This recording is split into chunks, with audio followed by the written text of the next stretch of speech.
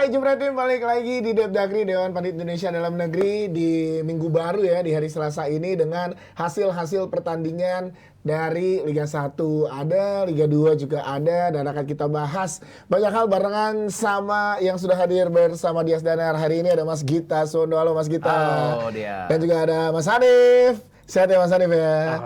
Alhamdulillah selalu sehat dan siap nemenin Jebretim yang lagi nonton kita. Gimana tim kesayangannya di minggu ini? Menang, seri, ataupun kalah? Gimana? Coba boleh komen-komen juga ya di kolom sebelah kanan nih, kolom chat gitu. Silakan komen-komen aja, nanti kita bisa lihat-lihat juga komen-komennya. Senang apa enggak dengan permainan tim-tim yang kalian jagokan di minggu kemarin? Nah, sebelum kita ngobrol tentang pertandingan-pertandingan yang terjadi kemarin di Liga 1 ya, di BRI Liga 1 harus lengkap ya kan? Harus lengkap. Jadi kita mau kasih lihat dulu untuk Jebretim, ini ada sesuatu yang spesial dari APPI. Ini dia.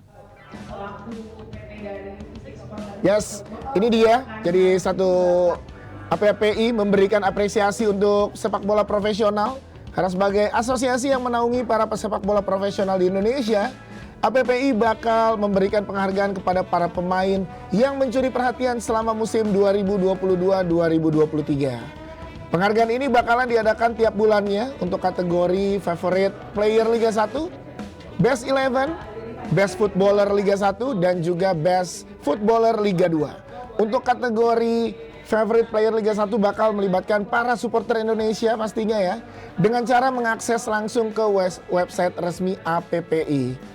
Dihadiri sejumlah legenda sepak bola tanah air seperti Kurniawan, Dwi Yulianto, Bambang Pamungkas, Christian Gonzalez. APPI berharap agar sepak bola Indonesia makin kreatif dalam industrinya.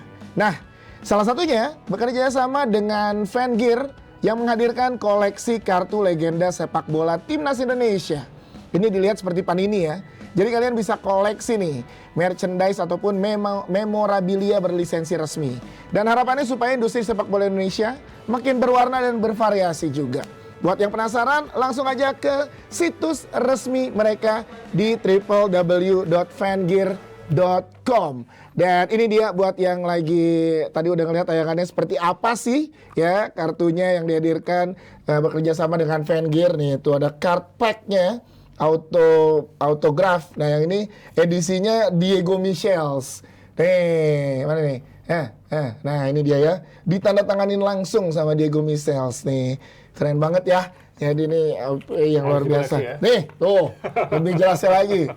Ya, nih menarik ya Mas Hanif ya untuk koleksi atau pecinta sepak bola Indonesia jadi memiliki ini ya. Ya, kalau nggak salah tahun lalu sebenarnya sudah dikerjasama ya. Artinya dalam hal ini banyak koleksi item gitu yang sebenarnya klub-klub di Indonesia, fans dalam hal ini ternyata tidak kalah jauh dengan tim luar negeri. Artinya dalam hal ini selain ini juga menjadi sesuatu yang paling tidak bisa selalu diingat buat fans, di sisi lain juga akan memberikan pendapatan buat klub yang bersangkutan. Betul, jadinya kita kalau memang kita suka salah satu bentuknya adalah mengkoleksi ya collectible item seperti ini ya.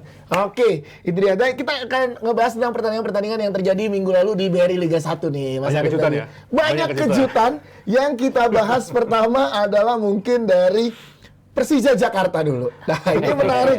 Ini menarik melawan Arema. Ini efeknya Thomas Doll udah mulai berasa sekali di Persija.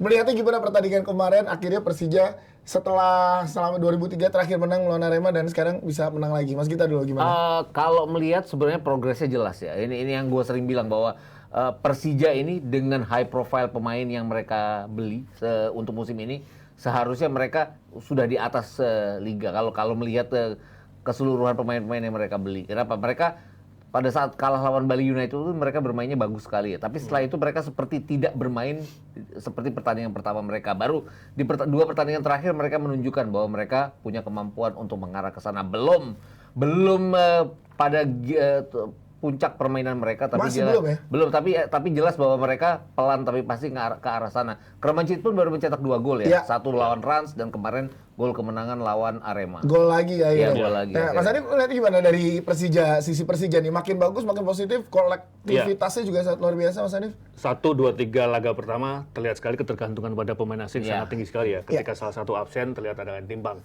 Tapi step by step itu udah mulai bisa direduksi oleh Dol. Dalam artian dia sudah bisa menemukan pengganti meskipun belum sepadan ya. Tapi setidaknya ada celah yang bisa ditutupi. Dan yang menarik adalah taktikal dengan 3 pemain belakang sepertinya benar-benar sudah mulai dipahami oleh sebagian besar pemain, terutama di lini belakang dan lini tengah. Jadinya udah mulai padu ya dari lini belakang karena ya itu yang sering menjadi fokus dari banyak penonton atau fans gitu melihat transisi dari lini tengah dan belakangnya Persija. Dan sebenarnya di belakang tuh dalam tanda petik kecelakaan ya. Artinya kalau kita melihat masih ada beberapa nama yang lebih familiar, lebih pengalaman, tapi terbukti dengan pendekatan dan racikan ala Dol dengan 3 di belakang Ferrari, kemudian Gudela, ternyata hasilnya justru lebih bagus dibandingkan apa yang dilakukan selama ini. Oke, jadi pengen bahas sedikit, banyak juga kemarin rame di timeline setelah permainan Persija menang memang, tapi yang jadi masalah atau yang diperhatikan adalah dari sisi sayap. Kanan dan kiri yang banyak bilang kalau komposisinya belum sesuai atau belum menyeimbangkan keseluruhan pemain. Mas, kita setuju nggak dengan itu? Iya, nggak terlihat seperti Persija pada saat mereka memiliki sayap-sayap sebelumnya yang baik ya. Itu belum terlihat. Tapi kan itu tadi bahwa pembelian 3 pemain asing mereka kan tanpa seorang pun pemain sayap. Ini artinya benar-benar dikondisikan untuk bagaimana Persija bermain dengan ke-4 pemain itu ya, dengan satu juga pemain asal Asia ya. Jadi kalau gue bilang pelan tapi pasti, dan juga kombinasi sebenarnya kemarin Persija mengarah ke bagus. Dan kalau kita lihat Arema kan dengan Abel Kamara belum nyetel seperti halnya nggak nyangka ya? Carlos Fortes musim lalu ya, jelas bahwa kalau kita bicara Arema kan 3 kali kalah, 1 kali draw, di mana mereka tidak mencetak 1 pun gol di 4 pertandingan, di mana mereka tidak mendapatkan kemenangan. Ini yang benar-benar yang mengkhawatirkan dari Arema. Jadi lebih mempermudah lini belakang Persija untuk menjaga pertahanan mereka pada saat melawan Arema. Tapi sering kita lihat kalau dari sisi sayap sering memberi dideterminasi di sebelah kanan dan juga kiri. Apakah masih butuh Persija 1-2 pemain baru untuk di sisi sayap, Mas Hanif? Kalau melihat saat ini rasanya itu belum bisa dihitung secara keseluruhan ya, karena pertandingan baru 7 pekan. Sementara biasanya pergantian dilakukan pada saat paruh musim putaran kedua dilakukan. Nah, kalau melihat dari apa yang sudah dilakukan Dol selama ini, sepertinya itu masih dalam proses menunggu dulu lah, perlu atau enggak. Kalau kita melihat, Dol bukan tipikal yang harus semuanya dari flank, beda dengan Arema yang terlihat sekali sama dominan. Dan terbukti kemarin dalam hal ini Persija tidak terlalu memaksimalkan atau membutuhkan di sisi itu. Kalau kita bandingkan di awal 1, 2, 3 laga, Rico kemudian Hanif sering berada di bangku cadangan. Kita tahu bahwa Rico tahun lalu begitu dominan, bagaimana semuanya dari flank. Terus Hanif di Arema juga sangat dominan sebagai gelandang bertahan. Tapi yang terjadi kemarin awalnya 2 nama ini agak terpinggirkan. Tapi belakang sudah mendapatkan peran lebih dan lebih bermain simple. Hanif tidak sekeras dulu, tapi lebih banyak bagaimana bagi bola. Kemudian Rico juga jarang menari-nari, tapi lebih banyak dalam posisi ini yang sangat efektif. Mungkin itu efektivitas yang diberikan atau diinstruksikan sama pelatih ya. Nah, selesai dengan Persija, kita ke Aremanya. Ada apa dengan Arema di kompetisi dari Liga 1 ini, di Piala Presiden sungguh luar biasa. Nggak stabil permainan, sering lengah di menit-menit awal dan juga menit-menit akhir gitu. Apa yang membuat Arema seperti ini, Mas Hanif? Memang ada faktor eksternal, ekspektasi ke Abel Kamara sangat tinggi sekali di awal. Bagaimana dia digembar-gemborkan akan jauh lebih bagus dibandingkan Fortes. Harganya juga lebih mahal. Tapi yang terjadi belum sesuai dengan apa yang diinginkan. Ditambah lagi ada beberapa yang menurut gua kurang efektif. Terutama bagaimana pergantian pemain yang kadang-kadang ada beberapa nama yang masih diduga. Padahal dengan situasi yang sebenarnya nggak perlu, itu bisa dilakukan. Bahkan ini juga gue dengar langsung di pinggir lapangan waktu beberapa kali di Malang. Lihat langsung ya? Iya. Mereka mengeluhkan itu, loh kenapa sih dia terlalu tahan lama bola? Nah itu kan sebenarnya yang komunikasi di awal sebenarnya sudah disampaikan, tapi begitu pada pertandingan, itu tidak di... Nah, Mas Gita ngeliatnya gimana? Kalau gue lihat apa yang salah? Sebenarnya di Piala Presiden pun ada 2 sisi Arema ya. Mereka kan sempat kalah dari PSM di kandang sendiri bahkan dengan tidak cetak gol. Ini artinya kendala mereka pada saat mereka tidak bisa cetak gol, mereka either seri atau kalah jadinya. Ini yang mereka nggak bisa hindari sampai sejauh ini. Dan kalau kita lihat secara keseluruhan kan sebenarnya mereka balik-balik, kalau kita bicara musim lalu tuh gue sama UK itu sering banget bilang bahwa ini tim kok kayak mediocre ya, di mana Carlos Fortes tidak berfungsi sama sekali. Tapi itu kan series pertama dan series kedua. Series ketiga di mana Carlos Fortes berfungsi Langsung, luar biasa. iya. Nah ini Abel Camara gantinya Carlos Fortes juga sama membuat lini depan mereka seperti tim mediocre, sering nggak berfungsi. Dan harus ditunggu mungkin ya sampai week ke-8, week ke-9, week ke-10 di mana kalau tahun lalu kan musim lalu kan di series ketiga ya yang di Jogja itu mereka baru naik. Dan ini ya pertandingan ke-13 lah mereka baru mulai, layak ditunggu lah pertandingan itu di mana mereka bisa Ya, berarti menurut Mas Gita dan juga Mas Arif akan ada saatnya Arema menemukan bentuk terbaiknya atau masih dengan Abel Camara dengan ekspektasi fans yang sangat tinggi, tekanan dari manajemen juga mungkin, apakah masih gimana nih? Arema tuh biasanya ketika mendapat pressure dari supporter bagus.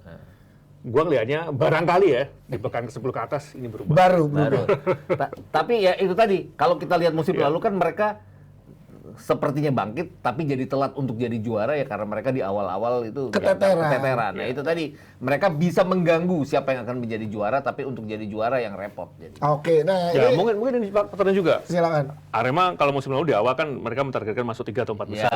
Tapi begitu bagus berubah lagi ke publik bilang target kami adalah juara. Tapi ketika itu kalau nggak salah bonus lancar. Oh benar. Nah ini mungkin tapi kan pernah habis Piala Presiden. Bukan lancar tapi ditambah.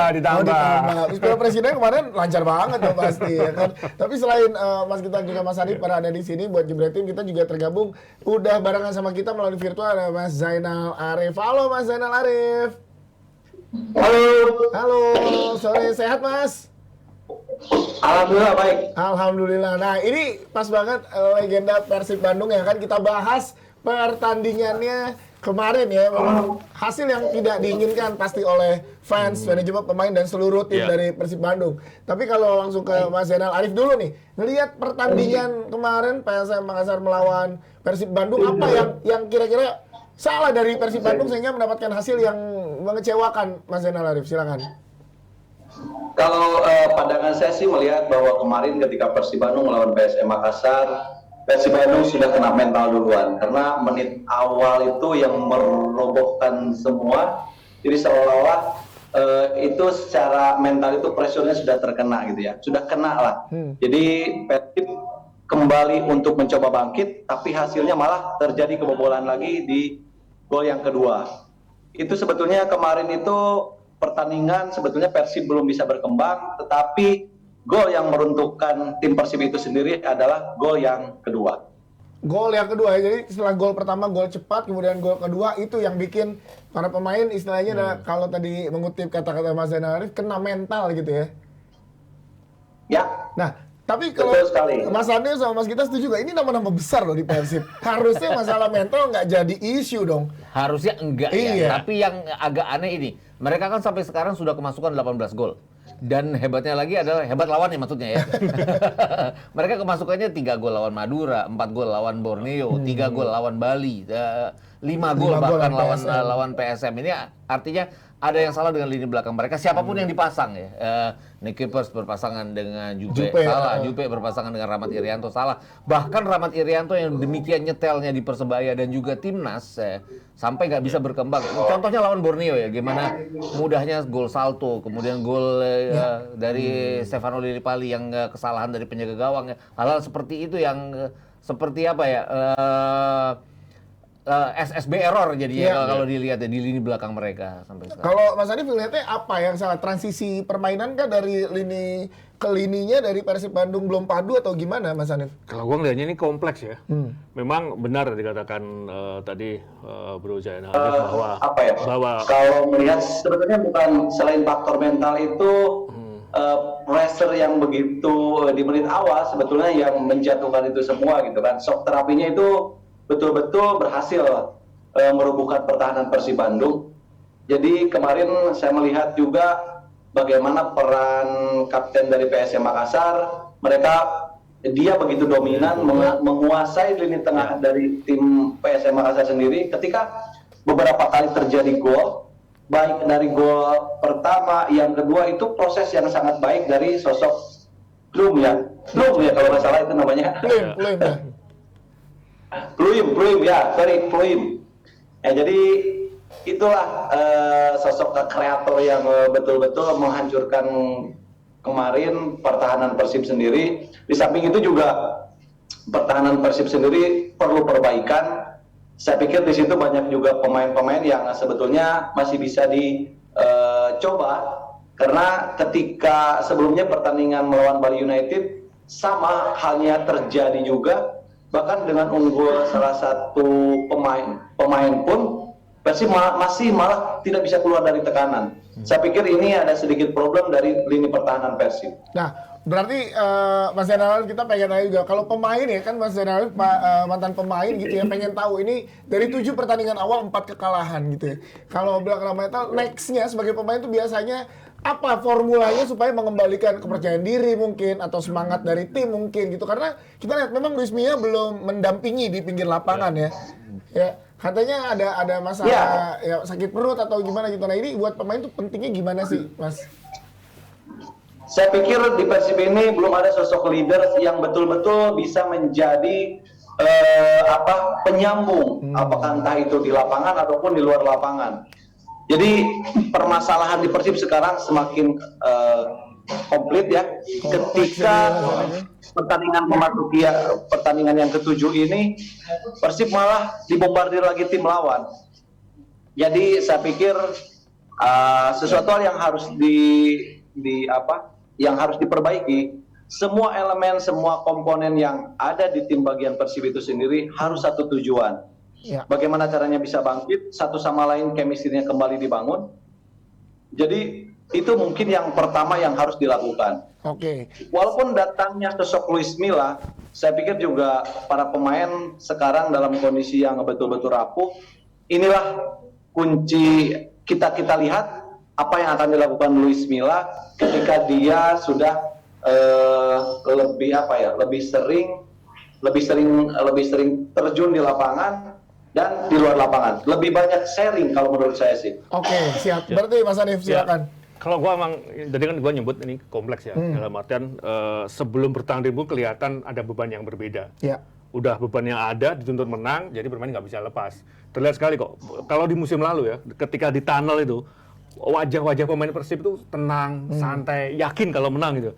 Kemarin gue ngelihatnya agak berbeda, jadi tegang. Pressure-nya tuh beda karena kalah sebelumnya dengan intensitas supporter yang luar biasa di Bandung, bagaimana berharap bisa menang, terlihat sekali agak memberi beban. Dan terbukti ketika itu kebobolan lebih awal, ditambah lagi. Makin drop. Dari sisi teknis terlihat sekali di laga kemarin Persib itu kalah dari sisi flank. Dua flanknya biasanya luar biasa loh.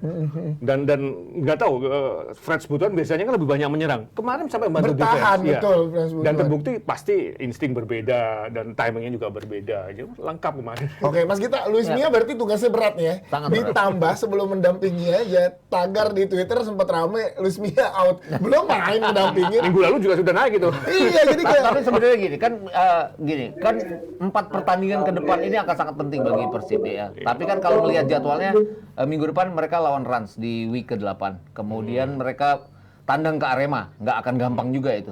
Tapi kemudian berikutnya mereka menjamu Barito. Artinya Rans melawan Barito kan ya di atas kertas harusnya milik Persib. Sebelum mereka nanti awal Oktober menghadapi Persija, menjamu Persija. Nah, ini sentuhan dari Luis Milla harus untuk 4 pertandingan ini setidaknya untuk mengangkat moral kepercayaan mereka. Diri. Walaupun nggak 100% benar ya. Mereka buktinya menang lawan PSS berturut-turut tapi kemudian kalah juga dari Bali United. Gambaran bagaimana sisi kiri mereka dan kanan mereka mudah diobrak-abrik sama lawan waktu lawan Bali United ya. Bagaimana bola masuk dari sayap, kemarin juga ya ke Yakob Sayuri juga masuk dari sayap itu untuk gol kedua. Banget luar biasa. Jadinya tapi kan gini, secara permainan ya Luis Milla kalau gua ngeliatnya memang kan prosesnya dia pelan-pelan dah.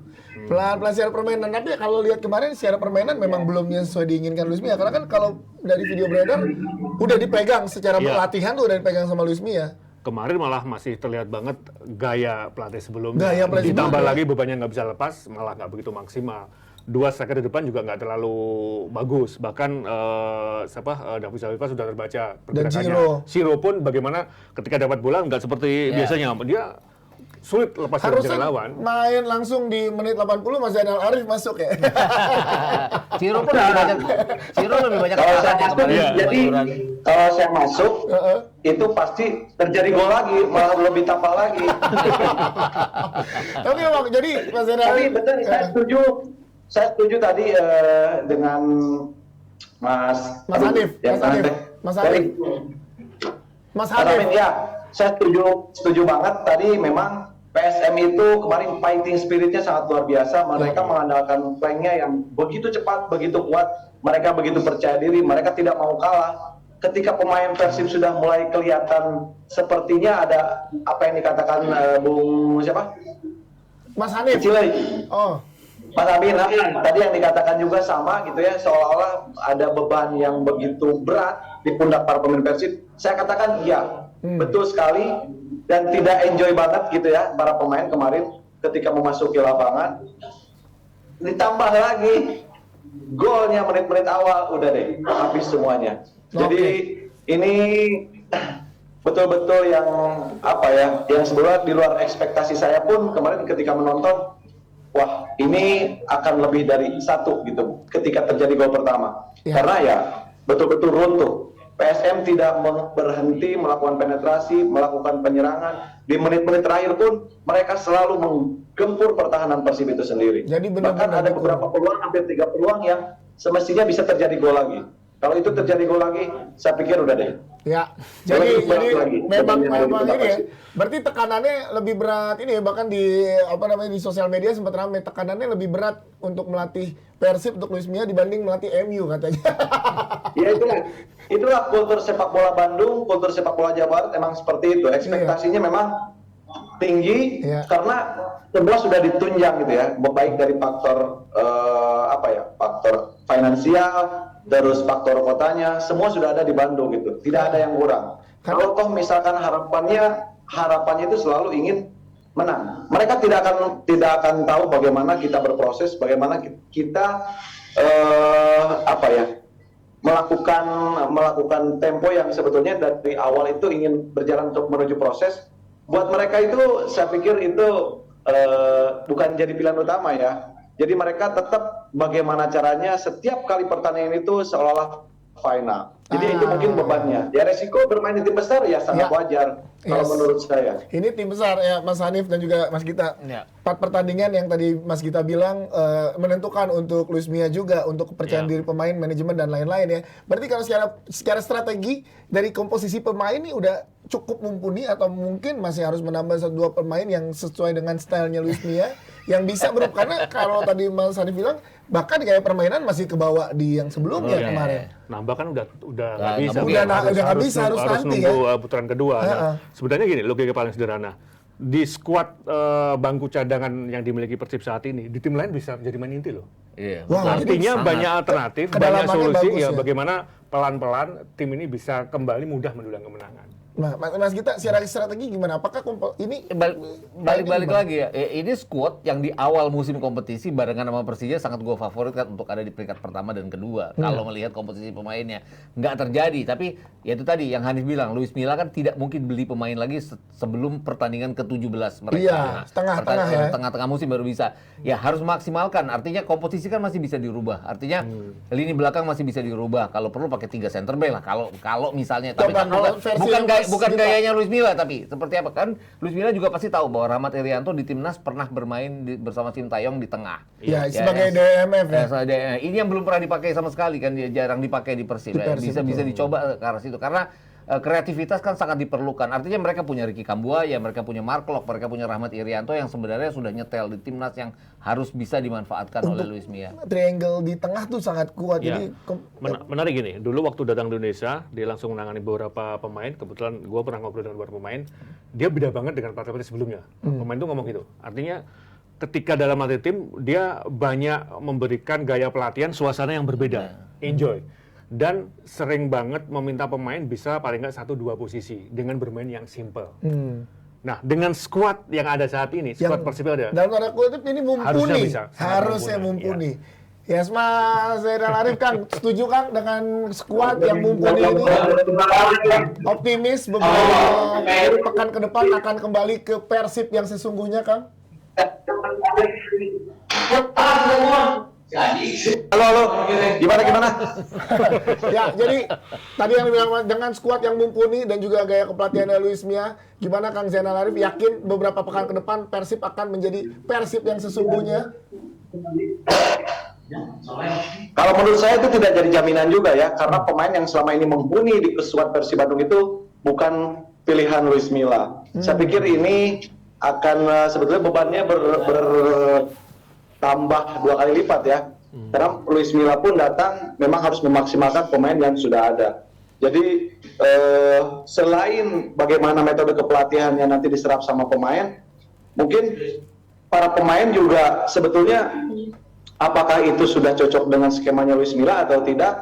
Saya pikir di putaran kedua ini masih jauh, walaupun di putaran kedua masih jauh. Tetapi kalau pandangan saya sih, kayaknya Luis Milla akan memaksimalkan pemain yang ada ini dengan target yang minimal maksudnya tidak terlalu di bawah juga dan tidak terlalu di atas. Kuncinya sih sepertinya dia akan bertransformasi ya. Jadi maksudnya di bagian 3 besar lah ya. Targetnya sementara 3 besar gitu. Jadi kalau berbicara masalah selanjutnya di putaran kedua ini, saya pikir ini terlalu jauh juga. Tapi yang jelas pasti bakal ada perombakan sih. Kalau menurut saya pasti bakal ada perombakan di putaran kedua. Tapi Boleh tanya nggak? boleh dong, silakan. 3 besar tadi targetnya sampai putaran kedua pekan ke-17. Mas Bro, sebagai mantan pemain tahu kan bagaimana seluk-beluk di dalamnya kayak gitu. Nah ini kan tidak mungkin untuk mengubah tim sampai dengan menjelang putaran kedua nanti. Nah itu pasti dalam proses nanti kita tahu bobotoh dan pendukung Persib luar biasa, pressure-nya luar biasa. Nah apa yang harus dilakukan dari pengalaman selama ini, terutama di manajemen Persib dan pemain Persib terhadap tuntutan supporter ini, Mas Bro? Pendekatannya seperti apa yang dilakukan? Ya, yang mesti dilakukan itu sama yang tadi saya bilang dari awal, malah semua komponen harus satu visi. Ya, termasuk harus satu supporter tujuan. Jadi ya termasuk supporter juga gitu ya, termasuk supporter juga. Walaupun itu memang sedikit invasible, tapi menurut saya memang harus dari sekarang itu satu visi. Entah itu dari supporter, manajemen, pelatih ataupun pemain. Apapun hasilnya sementara ini, kita berikan dulu kesempatan buat Luis Milla. Yes, apapun itu hasilnya ya, apapun hasilnya. Berarti memang Itu kalau menurut keadaannya saya seperti itu pandangan. siap. Kalau kita Keadaannya berbicara sekarang, lagi masalah, halo, gimana? ya, silakan Kang, silakan. Iya, kalau berbicara lagi masalah kemenangan, saya pikir juga semua pemain juga ingin meraih kemenangan ya. Apalagi juga Luis Milla juga ingin memberikan kemenangan perdananya buat Persib. Tetapi apapun nanti hasilnya, ketika pertandingan selanjutnya Persib belum bisa memetik hasil yang maksimal, saya pikir ini butuh kesabaran. Jadi satu sama lain stakeholdernya memang harus sama-sama saling dukung, apapun itu. Terlepas dari hasilnya itu memang harus didukung, harus berenergi positif aja semuanya. Siap, berarti nggak cuma manajemen, nggak cuma pemain, tapi supporter juga harus mengerti keadaan yang sekarang dialami oleh seluruh stakeholdernya Persib Bandung. Yaitu harus bersabar karena semuanya butuh proses, nggak bisa langsung instan hasilnya. Tapi kita doakan yang terbaik agar Persib menjadi ya Persib yang sebenarnya dan sesungguhnya yang selama ini kita lihat dan kita ekspektasikan gitu ya. Jangan sampai meluapkan kecewaan, klub yang ditunda lagi. Betul. Itu jadi harus saling menjaga dan harus saling percaya antara pemain, manajemen, staf pelatih dan juga supporter gitu ya. Oke, kita doakan yang terbaik untuk Persib Bandung, Kang. Tapi pengen nanya juga, kita ke lawannya kemarin PSM yang tampil luar biasa sampai dengan pekan ke-7 ini di WRI Liga 1 ini menunjukkan kalau mereka apa ya kayak wow banyak yang menjagokan bahkan dari mulai beberapa pekan lalu. Apakah akan konsisten sepanjang musim ini untuk PSM Makassar? Kalau melihat komposisi pemain harusnya konsisten ya. Kalau ada yang bilang bahwa mereka kemarin di AFC Cup berantakan, mereka kan tanpa 2 center back mereka. 2 center back dan kelelahan bermain. Yuran Fernandes dan Agung Manan. Ada ini kan mereka sampai sejauh ini baru kebobolan 4 gol ya. Yang terbaik bersama dengan Persija Jakarta ya. Mereka baru 6 pertandingan kebobolan 4 gol. Jadi kalau gue rasa sih ya, ini tim yang bakal konsisten terutama pada saat mereka main di Parepare. Artinya baru Persija yang bisa menahan mereka di Parepare. Dan sejauh ini kalau lihat kemarin bagaimana di lini depan mereka ya kerjasama antara William Pluim, kemudian Yakob Sayuri dan juga Ramadan ya. Itu sangat baik sekali ya. Masing-masing mereka menciptakan 2 gol dan 1 gol. Ini gambaran bahwa tim ini matang dan jadi dan mereka belum terkalahkan, satu-satunya yang belum terkalahkan sampai sejauh ini. Dan kalaupun mengacu ke Piala Presiden kan mereka juga yang mengalahkan Arema di kandang lawan. Jadi ini ya memang tim ini yang sudah jadi ya sekarang, dan baik apa yang sudah dilakukan oleh pelatihnya ya. Oke. Mas Hanif gimana? PSM Makassar? Sepertinya bisa konsisten ya, paling nggak masuk sampai dengan berakhirnya putaran pertama masuk 3 besar tuh sepertinya punya kans yang cukup besar. Awalnya memang sempat ada suara minor ya, bahwa ketika mereka bermain di Parepare, tim lawan pasti akan kelelahan secara perjalanan. Tapi ternyata bukan faktor itu, memang secara kualitas mainnya bagus. Terbukti sentuhan Sita Baris ini sangat berbeda ya, bagaimana dia berani memberikan kepercayaan lebih pada pemain muda. Nah kemarin pada saat menang melawan Persib, itu ada 3 starter, 3 pemain muda di bawah 19 tahun yang diturunkan. Yang Sananta, main, Rizky ya. Dan terus golin lagi ya Rizky Sananta. Nah itu yang sejauh ini klub lain belum berani menerapkan hal yang sama. Memang Persija ada beberapa nama, tapi kemarin luar biasa. Sampai dengan 7 pekan berjalan, pemain muda PSM di bawah 20 tahun itu termasuk banyak yang diturunkan sebagai starter. Oke, Mas Kang Zainal pengen tanya kalau dari segi pemain, apa yang membuat kolaborasi antara pemain muda dan pemain senior di PSM Makassar nih sangat padu tadi dari pemain bahkan di bawah 19 tahun. Kemudian ada kaptennya Plim yang udah cukup senior gitu. Mereka tuh bisa sepadu itu apa? Kalau dari pemain tuh formulanya seperti apa, Kang? Kalau menurut saya sih chemistry-nya sudah terbangun. Jadi para pemain PSM ini saya tetap saya melihat mereka potensi untuk menjadi juara musim ini ya, walaupun memang terlalu prematur. Tetapi kalau melihat dari sudut pandang permainan kemarin, kolaborasi antara pemain senior sama junior itu sudah kelihatan. Bahkan para pemain juniornya juga sudah tidak canggung. Mereka begitu lepas bermain. Mereka begitu bisa berimprovisasi. Saya pikir ini menjadi kekuatan PSM. Kalau berbicara masalah faktor fisik, PSM sudah tidak diragukan lagi. Dari dulu mereka sangat kuat, mereka sangat cepat, dan mereka sangat bertenaga. Yes, itu determinasinya ya. Jadi kita tunggu akan sejauh mana PSM Makassar di musim ini. Tapi Kang Zainal masih barengan sama kita ngobrolin sedikit tentang Bali United lawan Persik kemarin deh. Ini di atas kertas dan memang terbukti akhirnya menang. Karena kan Kang Zainal siaran barengan sama Pak CEO kita kan. Bali United nih. Ya, Bali masih konsisten. Apakah tadi 3 besar tuh kan, soalnya Kang Zainal bilang target Persib Bandung di 3 besar. Mas Hanif bilang kayaknya 3 besar adalah hal yang cukup realistis untuk PSM Makassar. Nah, Bali United nih juga konsisten, ada di mana kira-kira Kang menurut Kang Zainal nih? Iya, karena kalau Bali saya pikir sudah hampir 2 tahun mereka bersama-sama, tidak terlalu banyak juga bongkar pasang pemain, 1-2 tapi punya peran penting juga di timnya. Mereka juga tetap ya konsisten ya, sama-sama juga konsisten. Tapi kalau berbicara masalah harus menyoroti cara bermain PSM kemarin, saya pikir juga Bali sedikit harus waspada dengan kebangkitan sepak bola Makassar. Oke, Mas Gita, Bali akankah bisa diganggu dengan PSM, Borneo, Madura? Bisa. Ya kalau ngeliatnya gini, Borneo sejauh ini diuntungkan dengan jadwal di mana mereka dari 7 week mereka 5 kali jadi tuan rumah ya. 3 di antaranya berturut-turut. Itu keuntungan mereka. Walaupun mereka ada 1 away di mana mereka menang lawan Persik. Tapi kalau melihat Bali, walau dari satu sisi tanpa banyaknya pergantian pemain itu kan menguntungkan. Pemain sudah tahu satu sama lain. Tapi dari sisi yang lain adalah tim ini ketebak oleh tim-tim lain. Karena dari musim lalu nggak banyak bongkar pasang. Sejauh ini kan kandang mereka selalu menjadi batu sandungan bagi lawan-lawan. Tapi Arema bisa mengalahkan mereka di awal-awal kompetisi. Ini artinya. Tapi balik lagi ke musim kompetisi lalu, Bali kan juga terseok-seok di 4 besar, 5 besar, kemudian menyodok ke atas. Mas Alif lihatnya gimana Bali United ini? Karena Bali itu luar biasa. Bali itu sebenarnya bermainnya simple, dan sudah bisa ditebak. Kalaupun ada pergantian pemain, selalu namanya itu aja. Persoalannya pergantian pemain dan nama itu selalu lebih unggul dari pemain yang lain, dan itu masalahnya. Tebal mereka itu squadnya. Kedalaman squadnya ini banget, hampir merata ya, dan selalu menurunkan kecenderungannya. Kalau udah ada pergantian di sisi sayap, selalu menurunkan pemain yang tipikalnya pelari-pelari.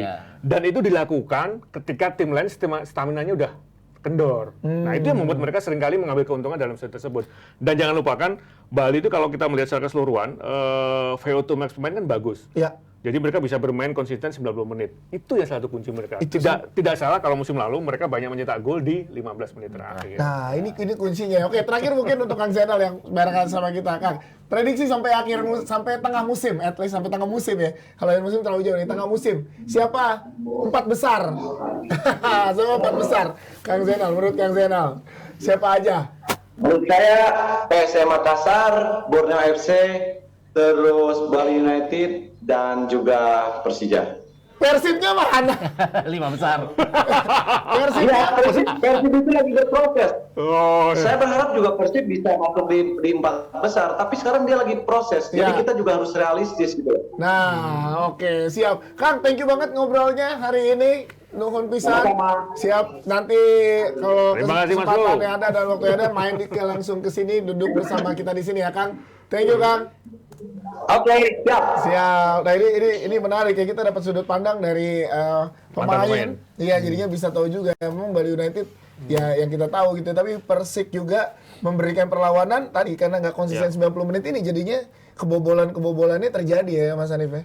dan Persib pun belakangan kalau kita melihat mereka tim yang kalau nggak salah belum pernah menang kan. Ya. Iya. Nah, dan salah satu titik lemah mereka pada bagaimana belum padunya tengah dan lini belakang. Itu selalu dikeluhkan mulai dari pekan keempat kemarin. Nah, kita geser lagi nih karena banyak hal-hal yang mengagetkan ya, di luar prediksi kayak seperti Rans Ya. meraih kemenangan pertama dan Dewa United juga menang melawan Lawan PSIS Semarang. Ini pengen tahu dari Rans dulu deh. Rans akhirnya mendapatkan kemenangan perdananya mereka. Melihat tim ini seperti apa Mas Gita?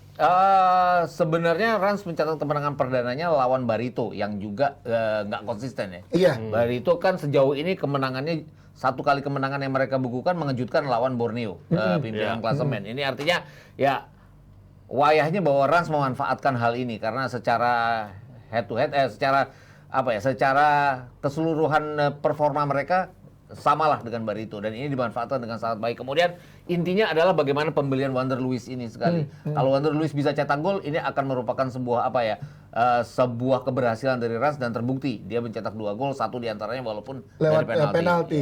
Nah, kalau dari kolektivitas permainan apakah Rans sudah sesuai dengan yang diinginkan coach RD gitu atau masih jauh sebenarnya, tapi memang kemarin kan golnya juga dapat penalti kan? Ya, Belum sih kalau ngomong belum, ya. sangat belum. Memang betul Wander Luiz harapan kerja sangat tinggi sekali. Cuman persoalannya dia kan tipe striker yang harus bola-bola matang ke dia. Ya. Betul. Sementara itu belum muncul. Dan kalau kita kembalikan bagaimana RD selama ini, beliau tipikal pelatih yang memuja penguasaan bola. Itu yang sejauh ini belum bisa ditunjukkan oleh Rans. Dan terlihat sekali ketergantungan sama Konate sangat besar sekali. Ketika dia gagal menunjukkan performa terbaik, ada ketimbangan di sisi itu. Iya. Kalau Konate Edo, Ya, kan? memang Iya. boleh jadi kemarin agak beruntung ya menang itu. Barito juga inkonsisten. Ya, Sebelumnya dia juga kalah kan dan merubah beberapa taktiknya. Sebelumnya biasanya kan tim ini di lini tengahnya ada Lutfi Kamal sama Bayu Pradana, selalu diduetkan. Iya. Di laga sebelumnya ini dipisah. Masih tetap kalah. Kemarin dicoba lagi, diturunkan selama bersamaan. Sialnya Rafinha yang selama ini menjadi kreator di depan tidak bisa turun. Jadi sebenarnya lengkap dalam hal ini. Rans juga diuntungkan dengan kondisi Barito. Gitu. Ya, sekarang ini penting juga untuk kepercayaan diri dari Rans untuk mendapatkan kemenangan. Tapi Barito kalau kita amati dari musim lalu juga hampir kan Mas Gita ya, Mas Hanif ya. Apakah ini apa yang harus dilakukan oleh secara tim secara keseluruhan dari Barito gitu, karena komposisi pemain kalau kita lihat nama-nama yang sering kita dengar, nama-nama yang cukup mumpuni juga gitu loh. Nama-nama yang sering kita dengar tapi yang nyaris terdegradasi juga ya musim lalu. Jadi ya ini tadi balik-balik lagi gambarannya bahwa mereka memang wayah-wayahnya masuk ke papan bawah. Kelihatan di pertandingan pertama mereka kalah 0-8, kan jarang sekarang ya udah di Liga 1 dengan 0-8. Artinya ada semacam mental pada saat mereka ketinggalan, mereka nggak bisa mengejar dan mereka justru berantakan di belakang. Berarti Dan masalahnya mental. yang terbukti lawan Rans kemarin kan mereka sebenarnya lebih banyak penguasaan bola, tapi mereka justru kalah setelah mereka unggul juga. Oke, jadi ini menarik Mas Hanif. Dan memang musim lalu mental sangat berpengaruh ya. Mereka dipastikan bisa lolos dari jurang degradasi itu pekan ke-33 kan. Bagaimana setelah pertandingan langsung nangis, pelukan segala macam. Iya, saat itu ngobrol sama kita kapten. Ya, dan ketika di pramusim mereka gagal ketika melawan lawan Arema di babak setelah penyisihan grup kan. Waktu itu Iya. kebetulan gue diajak nih. Nah, ada di sana. Ada bareng ngobrol sama pemiliknya. Udah, kalaupun kita kalah hari ini, kita kalah terhormat karena adu penalti. Waktu itu lawan Arema. Iya. Dan benar. Jadi waktu itu terlihat sekali pride dari pemilik itu terlihat gitu loh. Tapi kenapa itu nggak muncul setelah masuk di liga yang sebenarnya? Dan benar waktu itu dikeluhkan proses gol cepat lawan yang 8-0 kalah itu kan. Madura ya? Iya, itu begitu cepat 2 gol di awal, pemain banyak yang menunggu. Yes, ini jadi masalah. Berarti kalau kita tadi Kang Zainal bilang Persib juga gitu, dapat gol-gol di menit awal, drop mental. Iya. Ini juga gitu. Berarti memang permainan konsisten dari menit awal ini sangat diperlukan. Ingat waktu Arema lawan Bali juga pada saat itu Arema lawan PSIS yang pertama, pertandingan pertama untuk di BRI Liga 1 kan juga gol Iya. cepat ke Arema kan. Dan Bari itu sebenarnya punya nama-nama yang cukup berpengalaman. Ada Hernan Alves di belakang. Iya. Dia dalam situasi tertentu bisa menjadi striker. Dua dia dengan Moni. Kemudian ada Max Soka yang kita tahu Iya. cukup bagus. Belum Rizky Pora, Rizky Pora, Bayu. Depannya iya. juga cukup bagus. Sebenarnya tim ini dengan materi yang menurut saya ini pas ya. Harusnya bisa di level 10 ke atas loh. Itu dia, makanya itu yang jadi kayak kenapa ya kan banyak yang gitu. Tapi itu menariknya. Kita ke Dewa United Ya. yang juga menang ya. Setelah 4 kali kalah ya. Setelah 4 kali kalah dan melawan PSIS Semarang yang dijagokan Ya. dari mulai Piala Presiden di awal musim. Tapi kita lihat permainannya apa yang salah? Dewa United-nya nanti dulu, PSIS-nya dulu saya penasaran. Karena ini menarik ekspektasi banyak orang loh. Ya, gue kemarin ada di stadion kebetulan, ada ya. di Indomilk Arena untuk ngelihat pertandingan itu ya. Di bawah apa di atas? Di bawah. Oh, Jadi pandangannya pandangan kotak. Tapi kelihatan bahwa Taisei Marukawa kayak bekerja sendiri. Iya. Kemudian akibat dia bekerja sendiri demi peluang dia banyak peluangnya di clearance oleh lawan. Kemudian ada semacam seperti emosi, dia kasar dan segala macam. Ini jadi permainan PSIS benar-benar mati pada saat masuk ke sepertiga daerah permainan Dewa United. Ini yang membuat peluang demi peluang mereka terbuang aja. Jarang sekali peluang yang bisa mereka dapatkan. Oke, Fortes kenapa sih Mas Hanif? Apa problemnya dia sih? Dia tetap masih bermasalah dengan kebugaran ya. Oh, iya, Belum main kan? Belum main, Iya, makanya apa masalahnya? Sempat 2 laga di bangku cadangan. Ada tuh sampai dapat kartu kuning, belum main. Yang main di home kan. Tapi terlihat sekali bahwa dari awal tim ini memang dibentuk dengan adanya Fortes yang begitu dominan. Begitu dia nggak turun, terlihat sekali terutama dalam penyelesaian akhir. Dan benar, ketika absennya ini agak lama, Iya. Marukawa dipaksa bekerja tidak seperti biasanya. Iya, agak di depan Marukawa Iya. kemarin Iya, bahkan. padahal tengah dia juga Persis. lumayan, Iya. belakangnya juga lumayan. Sebenarnya juga nggak ada yang salah dengan itu, mirip dengan Barito. Harusnya ada penyesuaian yang paling nggak membuat tim ini mungkin dari sisi sentuhan yang berbeda ya, taktikal pasti akan sangat berbeda. Nah, ini- Harusnya bisa baik loh. Akhirnya bisa dimanfaatkan oleh Dewa United ya kan. Dewa secara permainan udah oke sejauh ini, atau ini kemenangan ini bisa membuat mereka lebih percaya diri ke pertandingan berikutnya Mas Hanif, Mas Gita? Kalau gue lihat kan mereka 2 kali di awal menang, tapi kemudian 4 kali berturut-turut kalah. Kalah. Dan ini akhirnya menang lagi Kemarin kan mereka lebih memanfaatkan tidak ketatnya barisan pertahanan PSIS pada saat gol pertama. Itu kan gol sebenarnya bisa diblok dengan baik oleh 2 center back mereka, tidak dibiarkan penjaga gawang untuk langsung menahan dan gol. Kemudian gol keduanya benar-benar murni teledornya 2 center back mereka. Jadi artinya lebih memanfaatkan kesalahan lawan, ketidakkonsistenan PSIS di lini tengah dan belakang mereka ketimbang permainan Dewa sendiri. Walaupun harus diakui Dias Angga merebut bola dengan baik. Artinya dia yang benar-benar menjadi palang pertama bagi timnya. Yes. Dewa menurut gua belum istimewa banget. Belum ya. Justru kalau kita bicara squad materi pemain lokalnya ya, apa yang ada saat ini tidak lebih bagus dibandingkan ketika mereka berlaga di Liga 2 tahun lalu. Bahkan itu ya, Iya. bahkan itu ya. Nah, Oke. harusnya tim ini kalaupun melakukan perubahan, kembali mendatangkan pemain-pemain, karena kalau stok pemain lokal susah kan, nggak mungkin ubah lagi. Tapi Susah, kalau betul. pemain asing, ketika mereka minimal apa yang dilakukan Persija lah, Iya. pemain mahal terbukti memberikan perubahan yang signifikan. Terus secara Dan kapitalisnya satu lagi, kalau kita melihat track record pelatih ya, Nil Bajaj selama ini, dia terbukti beberapa kali sukses menangani tim yang materi pemainnya memang secukupnya, bukan secukupnya, tapi bukan kelas A. bukan kelas A. Nah, terlihat sekali di laga kemarin barangkali sentuhannya yang berbeda ini. Psikisnya sentuhan beda karena kita melihat ketika di ruang ganti pemain saling meletup-letup betul. Nil Majah. Jadi Motivasinya ya, ya, mungkin ini motivator. yang sedikit mengubah kemarin bagaimana Dewa Ya. bisa bangkit. Ya sekarang ini menarik karena menang 2 kali, terus kemudian kalah 4 kali, naikinnya memang butuh proses. Dan ya. terlepas apapun dari 3 tim promosi mereka yang paling baik poinnya Iya, sekarang. sementara ini, 3 kali ya. menang, 4 kali kalah. Yang lain kan persis 2 kali menang, 5 kali kali 5 kali kalah. kalah. Rans baru mencatat kemenangan pertama. Dan ya. mereka mulai mendapatkan supporter itu Ya. Itu yang sudah ada. Agak mengejutkan kemarin ya, supporternya cukup banyak tuh di Tribun Timur itu cukup Iya. banyak di Jadi luar. kan di Tangsel karena latihannya tempat-tempat latihan anak saya main sepeda tuh ada. Jadi bisa lihat sambil latihannya. Oke, itu dia dari BRI Liga 1, banyak hasil-hasil yang mengejutkan dan juga kita bisa lihat di kedepannya semoga tim-tim yang kalian dukung Jebret Timnya bisa mendapatkan hasil terbaik ya. Tapi kita juga mau menyoroti ini baru aja selesai tadi sore undian dari Piala AFF untuk Indonesia. Nah, ini dia. Jadi Indonesia tergabung di grup A bersama dengan Thailand, Philippines dan juga Kamboja. Di grup B ada Vietnam, Malaysia, Singapura, Myanmar dan juga Laos. Kalau lihat final round drawing ini Mas Gita dulu deh, barengan sama Thailand, Philippines, Kamboja. Indonesia peluangnya seperti apa nih? Kita ada di pot 3 ya. Pada saat undian, sebelum undian ini, sebelum hasil ini kan kita ada di pot 3. Iya. Karena berdasarkan hasil 2018 dan 2020. Iya. Rasa-rasanya ini cukup menguntungkan dengan kita. Dengan Thailand akan main di kandang sendiri, ini akan main di Bangkok. Ya, peluang untuk lolos ke semifinal sih terbuka besar ya. Kalau melihat Philippines kan nggak konsisten juga. Kamboja walaupun coba bangkit ya juga ya biasa-biasa aja. Jadi ini gue pikir peluang Sintayong tadi di wawancara dia kaget kita ada di pot ketiga. Iya. Tapi dia menganggap bahwa undian ini sangat menguntungkan buat kita. Menguntungkan karena yang di kualifikasi juga antara Brunei sama Timor Leste, Iya, ya kan? Jadi betul. harusnya di atas kertas Indonesia mudah. Ya, gue simpel aja. Feeling gue ketemu Vietnam di semifinal. Ya. Semifinalnya ketemu Vietnam, karena feelingnya Vietnam akan menjadi juara grup di grup B. Ya. Indonesia menjadi Sepertinya runner up. kayak gitu ya. Ya, Kalau sampai itu terjadi, ini kita berandai-andai aja. Kalau sampai itu terjadi, ini kan mungkin episode ini bisa dilihat lagi dan bisa kita ulang lagi. Kalau Coba lihat tadi. Nah, ini dia. Kalau sampai itu terjadi, Indonesia menjadi runner up kemudian berhadapan dengan Vietnam di juara grup B, apakah bisa melewati Vietnam dengan kondisi skuad yang sekarang? ini bermain di Bangkok ya. Iya. Di Bangkok mainnya. Bisa. Bisa. Bisa. Berarti finalnya ketemu Thailand.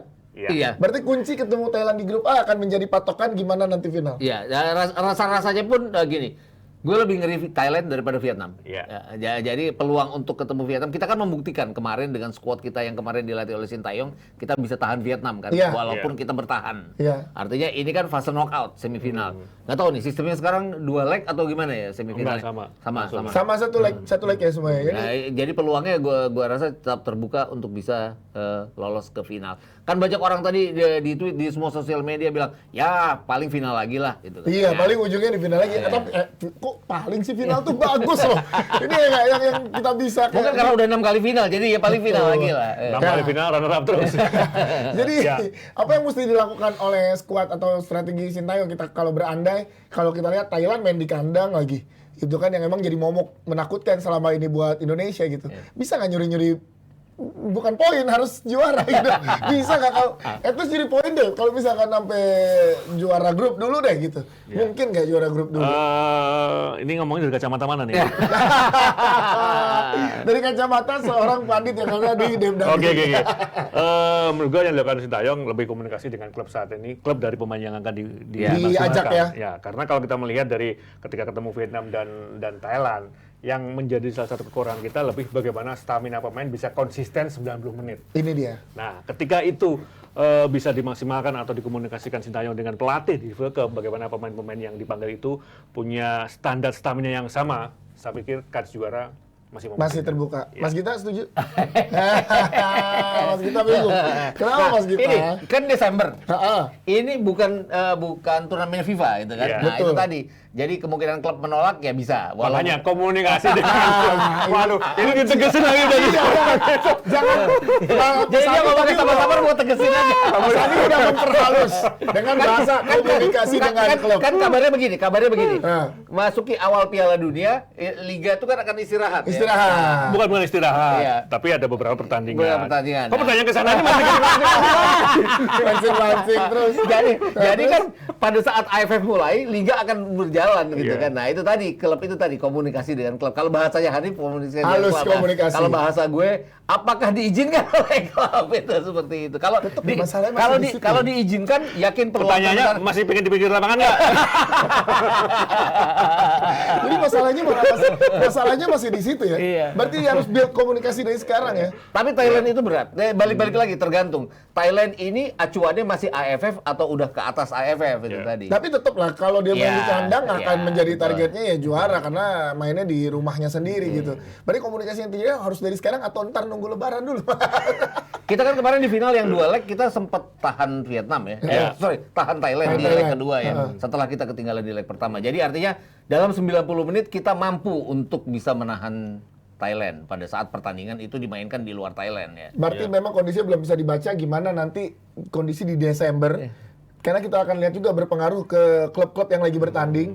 Krusialnya seperti apa, pemain-pemain yang dibutuhkan Sintayong, kebutuhan di klubnya seperti apa. Ya, tapi bisa jadi Sintayong juga akan mengubah susunan pemainnya. Karena kalau melihat apa yang terjadi di Liga saat ini, banyak nama-nama kejutan betul. yang gaya bermain, fightingnya, kemudian bagaimana simplisitas cara bermain pun mirip dengan yang diinginkan. Sintayong. Pasti ada beberapa yang berubah. Siapa salah satu atau dua pemain yang Gini, mungkin jadi inceran acuannya Sintayong? dia kan pasti under 23 tahun depan, Iya, ya kan? iya. Kemudian under 20 tahun depan juga. Iya. Ya, artinya PSM masih ada di ya, ada di Pasti game. ya, mungkin- Sayur kayak iya. pasti itu mungkin belum dia akan akan memainkan dipanggil. pemain-pemain yang bisa dimainkan juga di Piala Dunia under 20 tahun depan. Jadi kan? memang Bisa proyeksi aja. jangka-jangka. Ya, ada Marcelino Ferdinand. Marcelo juga. jelas, Ya, itu kan udah itu. nama langganan. Kalau Ya, nama kan- yang belum langganan, Kan langganan belum di tim senior dia kan, belum Ya, langganan ya, inti di tim senior, tapi bisa dijadikan tim inti nantinya. selain itu siapa? Nama-nama dong dikit. Kalau nggak mau bahas komunikasi.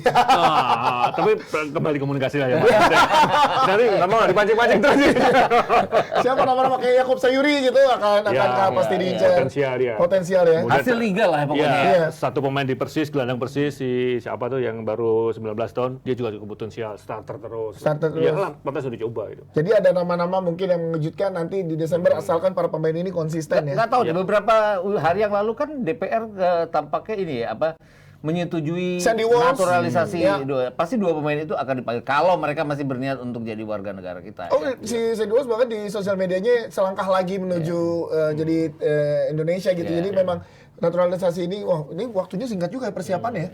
Dan itu sukses karena komunikasi. Iya, betul.